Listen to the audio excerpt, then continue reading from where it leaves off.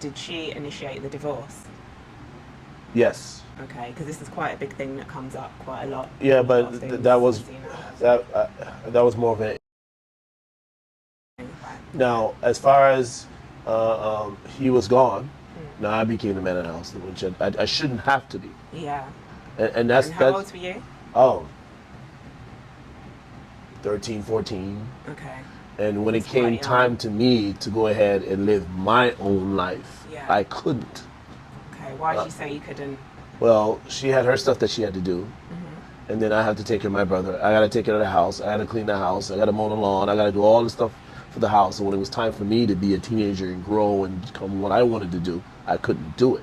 Okay. So what was her stuff that she needed Well, to she do? went back to school. She got her education, and I Yeah. was okay with that. Mm-hmm. And then she got that, and we're like, okay, you got your stuff. Now I'm gonna go ahead and do what I want to do. Yeah. You know, yes, he's my brother, but he's my brother. He's not my son. Yeah. So he has a father and a mother. That's between you and him, and Mm-hmm. y'all deal with that. I'm gonna go do me, and it Yeah. became a problem Okay. Why did it become a problem? because I wanted to do what I wanted to do, and she wanted me to stay home and deal with him. So she still wanted you to Right. continue. And it so And how long did that go on for? a few years. Okay. So So what would how did it happen start? now is that I had to really say, hey, look, I'm not his father, I'm his brother. Yeah. He has a father. You got to figure that out And with that that. must have been quite hard to swallow, I think, for a woman to be told that by her son. Right.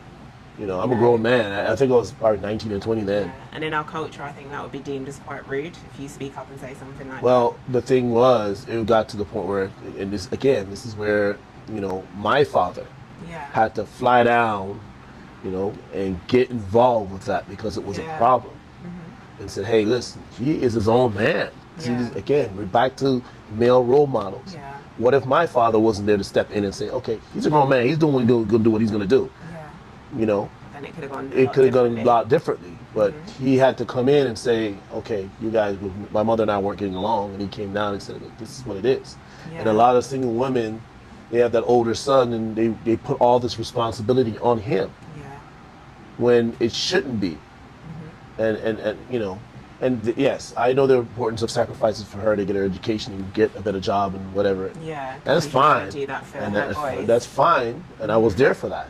Yeah. Well, now that you got that, you're good now. Now I want to go do me. And it was like, no, you still need to stay here and you need to do this. And I guess it's because what she's become used to now Right. as well. And I hear this a lot. I hear about these clashes between boys when they get to like the later teenage years.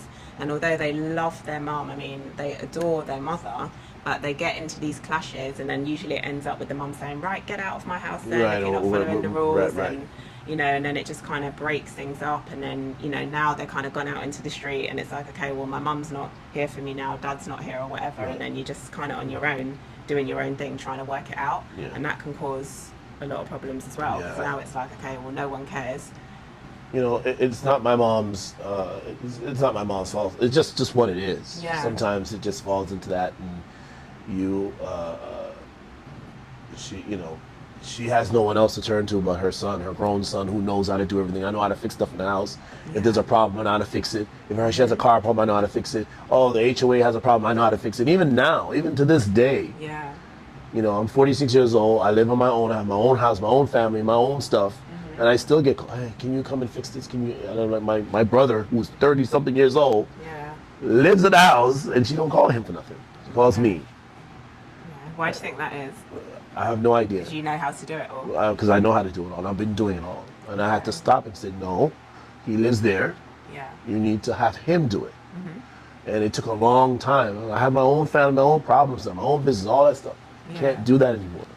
Mm-hmm. You're going to have to do it because she knows that if I say I'm going to do it, I'm going to do it. Yeah. And with my brother, it's a whole different story. Okay. So you think he got off lightly? Absolutely. She always came to you. Absolutely. Okay. So now, it forced her to have those conversations that she didn't want to have with him to Yeah. get things done. Okay. And that's what needed to happen. Good. So. So let's go back to being a guy and you're older now. And let me put this on to you. If you had this scenario then where you were feeling really low, things were going really bad, life had become out of control, and you were feeling like you didn't want to be here anymore, would you know where to go to get help for that, or do you feel like you would have a source to go to? And where would that be if you don't mind sharing? I think we all go through ups and downs in our lives. You know, I always look at the lessons in the past from what my father or my grandmother used to tell me. Yeah, but we're talking about now. If Right. you didn't have that, If you don't have support, that, and I now don't have you're that feeling support like- now. They're gone. Yeah. So that's what I'm saying. You know, they're no longer with us. They're Yeah. past.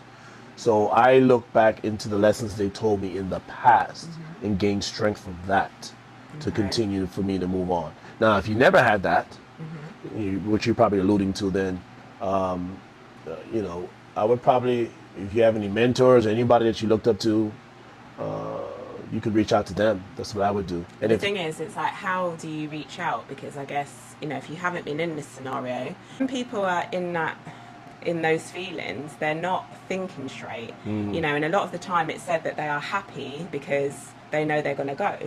So it's kind of like when they're in that way of feeling, like we can't maybe relate to that, like how low they are feeling. But what I'm trying to say is, if you're feeling that low, you're not thinking straight, or I can go to a mentor, or I can go here. You're just thinking, I'm on my own. Right. Like I always try to put myself in that position, like to be that low, to feel like I just want to leave here, it must be a low place. So you must feel like you've got nobody, like nobody cares.